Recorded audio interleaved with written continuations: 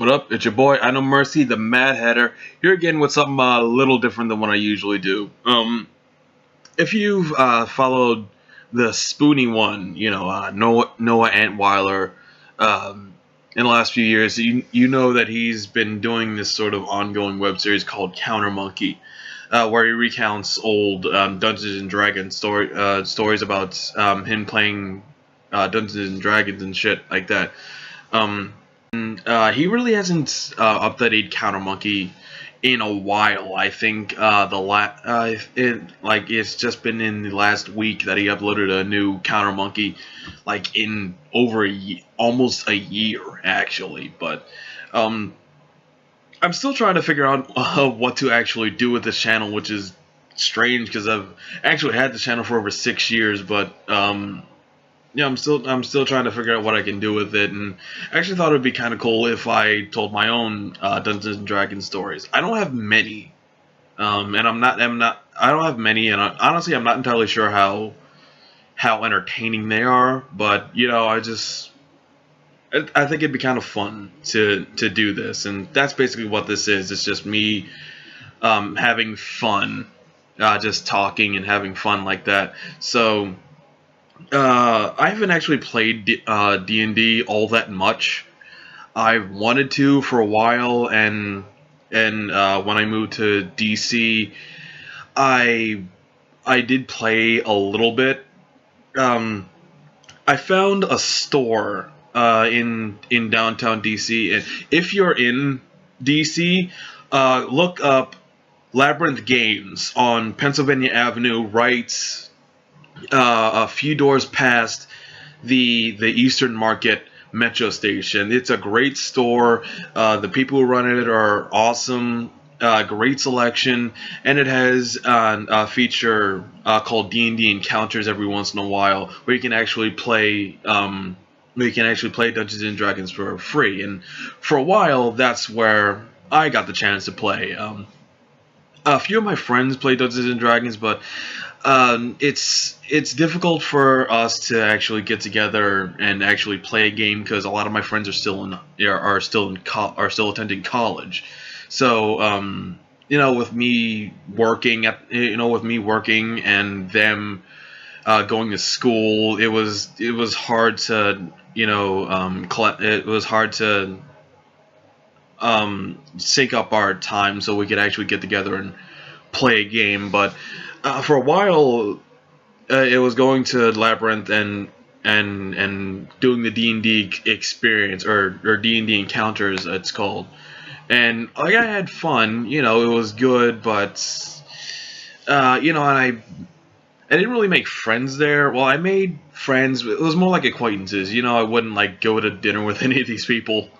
But no, I did have fun, and I did manage to get a few stories out of the few D&D games I did play. And one story that is really interesting that I always really had fun with was actually my second campaign playing at Labyrinth. The first one wasn't that exciting. I was playing a dwarf warrior. Just some random dude. We were after a thing, and we got to the final boss, the end of the campaign, and we all died. We got completely wiped out, and it was actually kind of embarrassing, and I felt bad because, well, we all kind of sucked in that adventure.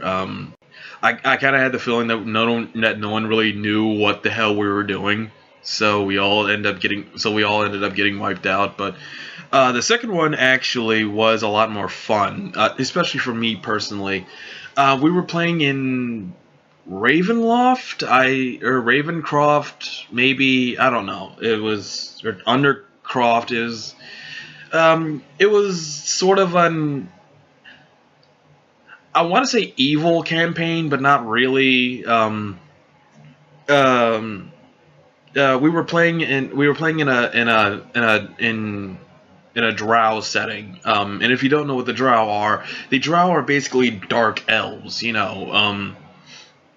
you have the light elves who are good and worship good gods and do good things. They're the guys from Lord of the Ring. Hugo Weaving and Orlando Bloom's people. Those are the light elves.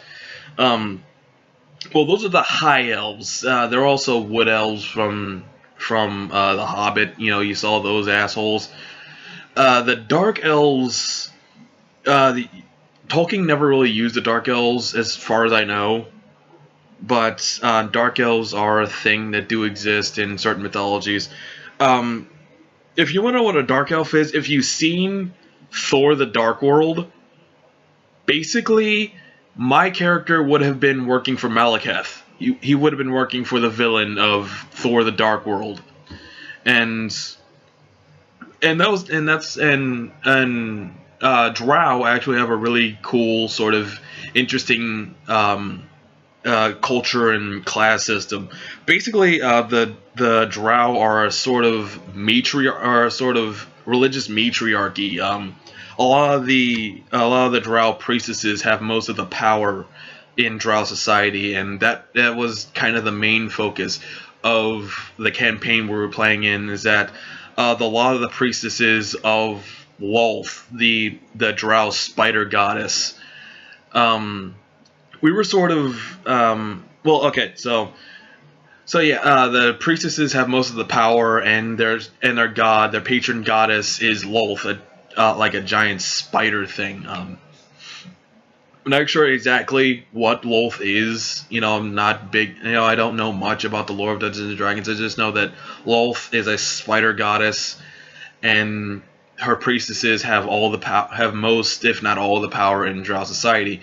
But there's also, like Drow wizards and Drow clerics and, male Drow clerics and wizards who are arguably just as powerful, like, magically, just as powerful magically and skilled magically as the Drow priestesses, but they're not exactly second-class citizens, but they don't have as much respect as the priestesses. And the story campaign we were playing in, we were actually siding with the Drow wizards who wanted to either steal Lolth's power. We weren't trying to kill Lolth. I know that. We weren't trying to kill Lolth. I think we were just like trying to take her power away or sever a connection with her priestesses. Maybe it's something like it was a few years ago, so I don't remember the story exactly, but it was something like that. We were trying to take some of the power away from the priestesses and give it to the male wizards.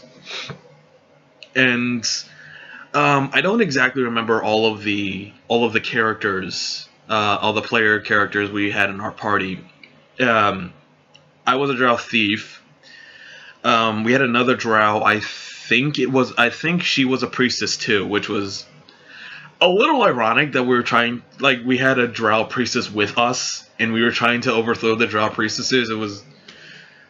Thinking about it, I'm surprised I never actually asked her how her character would feel about this, but whatever. And we were the only Drow in the party, so we had a human fighter. I think, believe it or not, a fairy berserker. I think. I'm not kidding. We had a fairy berserker, and she. I think it was a she. Yeah, she would. Maybe it was a he. I don't remember. They were like actual fairy size. Like it was Tinkerbell, but with a big, relatively big sword who could do a shit ton of damage, but was so small you couldn't hit them. Like it's a weird character, but oddly strong.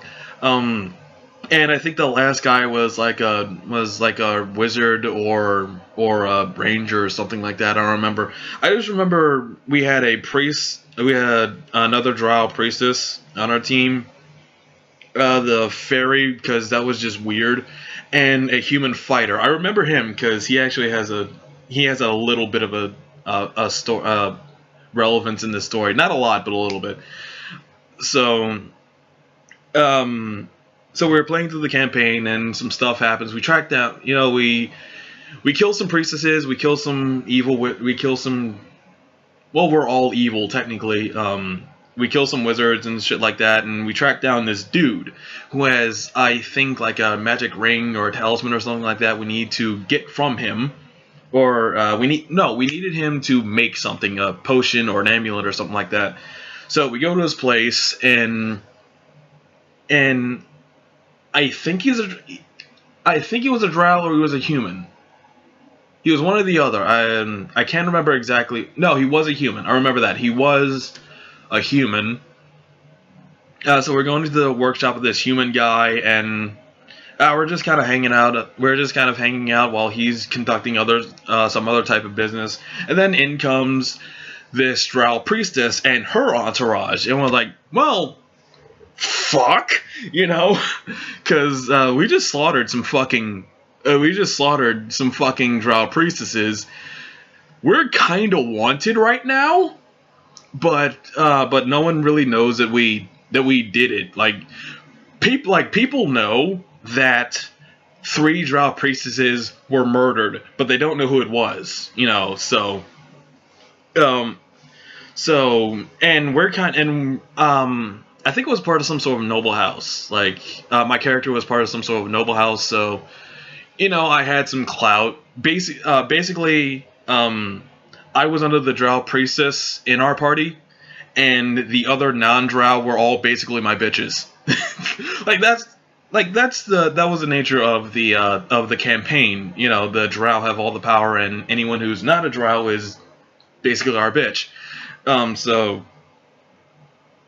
this drow priestess comes in, and we're kind of nervous because they don't know that we're the ones who killed the 3 priestesses, and the city is on high alert.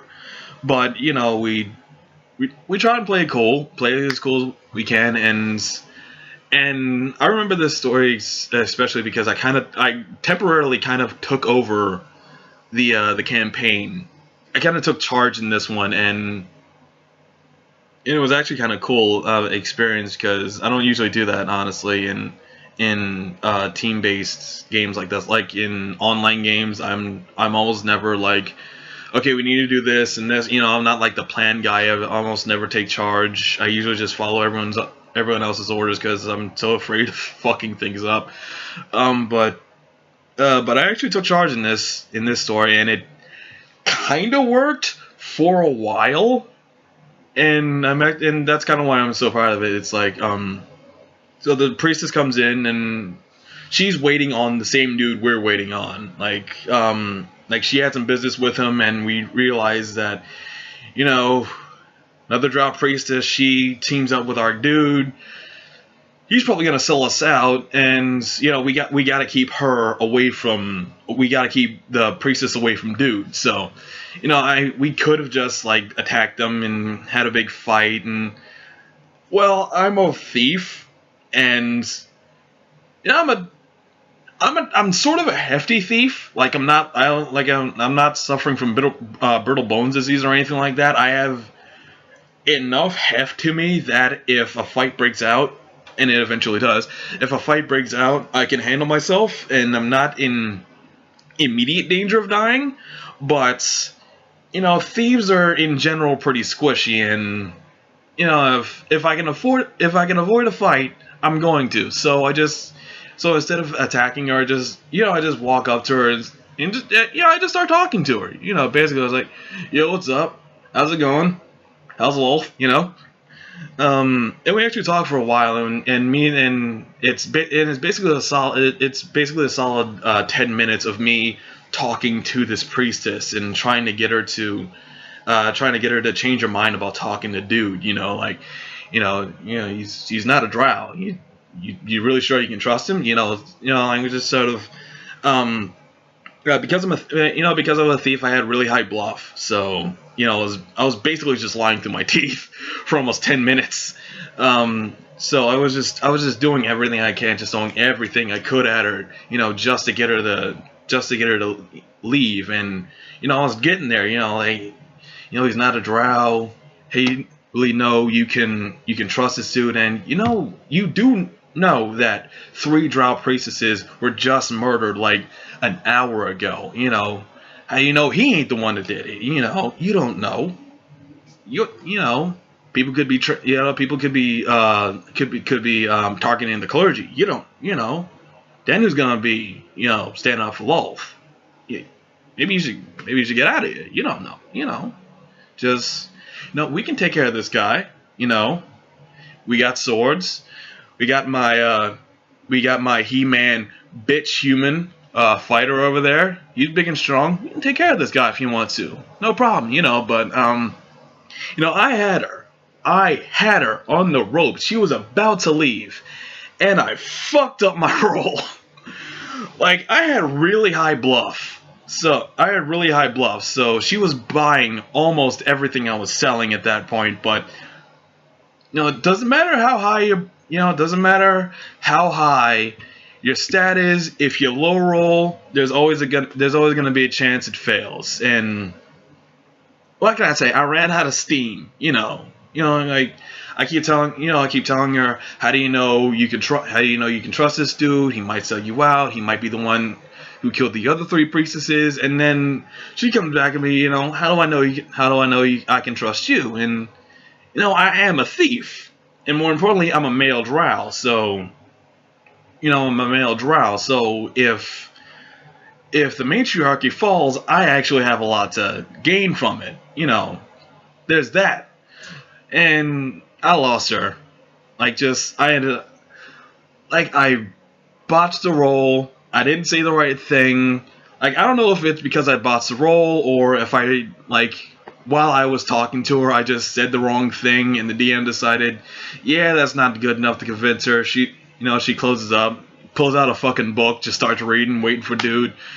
Then I turned to my people, asking any of them, fucking help, I'm losing her here, fucking help me. And the fighter, the dumbass fucking fighter, and he actually is dumb. It was like his intelligence score was really fucking low. Like, that, it was actually in his character to be a fucking moron. He just takes off his shirt and strikes a fucking Mr. Universe pose, and makes his pecs jump. I swear to God, that's what he actually did. I would have stabbed him if I weren't trying to stay undercover at that point. And the fucking priestess, she just laughs and ignores, like, silly human, and goes back to her fucking book. And we officially lost her. Like, I could not convince this person to leave peacefully. I had no other choice but to take out my short sword and stab her in the back. Like, she wouldn't leave. We couldn't have her meet dude. She wouldn't leave. The only natural thing is to kill her. I mean, I guess we could have bribed her, but at that point in the game, I don't think we had that much gold. And like I said, priestesses basically run Drow societies, so even if we all pooled our gold together, and she had an entourage like 3 or 4 other Drow, so if we paid her off, chances are we would have needed to pay the other 4 dude. We needed to pay the other 4 assholes off. We couldn't afford that shit, so yeah. Knife to the back. That was my only option. And we did win, like I said, fighting wasn't my first option, but if we had to fight, we could have won, and we did, So that was my first big, really cool D&D story. It was we killed the priestess and her entourage, and we met the dude. He was in trouble. We saved him, got the thing, and honestly, I actually didn't complete that campaign. I had something the following week, and I couldn't go back, so I actually didn't. I don't know how that story ended, and I'm really disappointed because I think it was a fun campaign. What I played of it, and it was actually pretty cool to lead lead the group for a moment, actually be in the forefront. And like I said, I did kind of take over the campaign, but only for like 10 minutes. And if I hadn't, we would have, I guess, broad strokes. I wanted to avoid a fight, but I couldn't, so I guess broad strokes, I just kind of wasted everyone's time for 10 minutes, but I still think it's a good story, and I did try and sort of, after that campaign, I did sort of try and revive that character for another campaign that I wanted to do, and that didn't turn out too well, but, that's a story for another day. So I'm actually not sure if I'm going to tell that story or any other D&D stories. I only have a few, like I said, but that's until I get a little more experience under my belt, I'm going to say that's my favorite. That's my favorite D&D story so far. So, all right, I'm I No More.